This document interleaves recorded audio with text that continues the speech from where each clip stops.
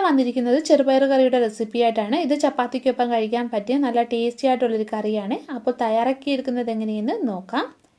കറി തയ്യാറാക്കാനായിട്ട് ഞാനിവിടെ 1/2 കപ്പ് ചെറുപയർ കുതിർത്തെടുത്തിട്ടുണ്ട്. ഇതിലേക്ക് വേവാൻ ആവശ്യമായിട്ടുള്ള വെള്ളം ഒഴിച്ചു കൊടുത്തിട്ടുണ്ട്. ഇനി ഇതിലേക്ക് ആവശ്യത്തിന് ഉപ്പ് ചേർത്ത് കൊടുക്കാം. ഇനി ഇത് നമുക്ക് അടച്ചു വെച്ച് വേവിച്ചെടുക്കാം. 2 വിസിലിനുള്ളിൽ ഇത് വെന്ത് കിട്ടും. ഇത് നല്ലോണം കുതിർത്തെടുത്ത പയറായതുകൊണ്ട്. ഇനി ഒരു പാൻ വെച്ച് ചൂടായിട്ടുണ്ട്. ഇതിലേക്ക് എണ്ണ ഒഴിച്ചു കൊടുക്കാം. എണ്ണ ഒന്ന് ചൂടായിട്ട് വരുമ്പോഴേ 1/4 ടീസ്പൂൺ ജീരകം ഇട്ടിട്ട് നമുക്ക് പൊട്ടിച്ചെടുക്കാം.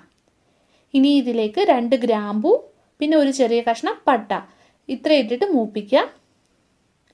ഇനി ഇതിലേക്ക് ഒരു സവാള ചെറുതായിട്ട് അരിഞ്ഞത് ചേർത്ത് കൊടുക്കാം. ഇനി സവാളയൊന്ന് വഴറ്റിയെടുക്കാം. ഇത് വഴണ്ടി വരുന്ന സമയം കൊണ്ട് ഇതിലേക്ക് ചേർക്കാനായിട്ട് ഒരു ചെറിയ കഷ്ണം ഇഞ്ചി, 4 വെളുത്തുള്ളിയുടെ അല്ലി എടുത്തിട്ടുണ്ട്. ഇനി ഇത് നല്ലോണം ഒന്ന് ചതച്ചെടുത്തിട്ട് വരാം. അപ്പോൾ സവാള ഇവിടെ മൂത്ത് വന്നിട്ടുണ്ട്. ഇനി ഇതിലേക്ക് നമ്മൾ ചതച്ച് വെച്ച ഇഞ്ചിയും വെളുത്തുള്ളിയും കൂടെ ചേർക്കാം. ഇനി ഇതൊന്ന് മൂത്ത് വരണം.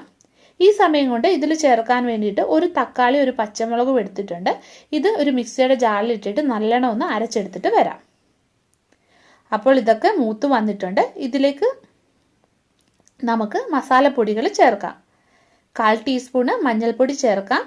പിന്നെ 1 ടീസ്പൂണ് മുളക് പൊടി, പിന്നെ 1/2 ടീസ്പൂണ് മല്ലിപ്പൊടി, ഒരു നുള്ള് കായപ്പൊടി. ഇനി ഇതിൻ്റെ പച്ചമണം ഒന്ന് മാറുന്നത് വരെ മൂപ്പിച്ചെടുക്കണം. അപ്പോൾ പൊടികളൊക്കെ മൂത്ത് വന്നിട്ടുണ്ട്. ഇനി ഇതിലേക്ക് നമ്മൾ അരച്ചു വെച്ചിരിക്കുന്ന തക്കാളി ചേർത്ത് കൊടുക്കാം. ഇനി ഈ തക്കാളി ഒന്ന് വഴണ്ട് ഇതിനകത്തിലെ വെള്ളമൊക്കെ ഒന്ന് വറ്റി വരണം. എണ്ണ നല്ലോണം തെളിഞ്ഞു വരണേ. അതിലെ എണ്ണയൊക്കെ തെളിഞ്ഞു വന്നിട്ടുണ്ട്. ഇനി ഇതിലേക്ക് വേവിച്ച് വെച്ചിരിക്കുന്ന പയറ് ചേർക്കാം. ഇനി ഇത് ഇളക്കി കൊടുക്കാം. ഇനി ചെറിയ ഫ്ലെയിമിലിട്ടിട്ട് 5-6 മിനിറ്റ് നമുക്കിത് വേവിക്കാം. പിന്നെ ആവശ്യത്തിന് ഉപ്പും കൂടെ ചേർത്ത് കൊടുക്കാം. പയറ് വേവിച്ചപ്പോൾ ഉപ്പ് ചേർത്തതാണ്. അപ്പോൾ നോക്കിയിട്ട് നിങ്ങൾ ഉപ്പ് ചേർക്കുക. ഇനി ഇത് തിളച്ച് കുറുകി വരണം. അപ്പോൾ പയറുകറി വെന്ത് കുറുകി വന്നിട്ടുണ്ട്. ഇനി ഇതിൻ്റെ ഫ്ലെയിം നമുക്ക് ഓഫ് ചെയ്യാം. ലാസ്റ്റിൽ സ്വല്പം മല്ലിയിലയും കൂടെ ചേർക്കാവേ.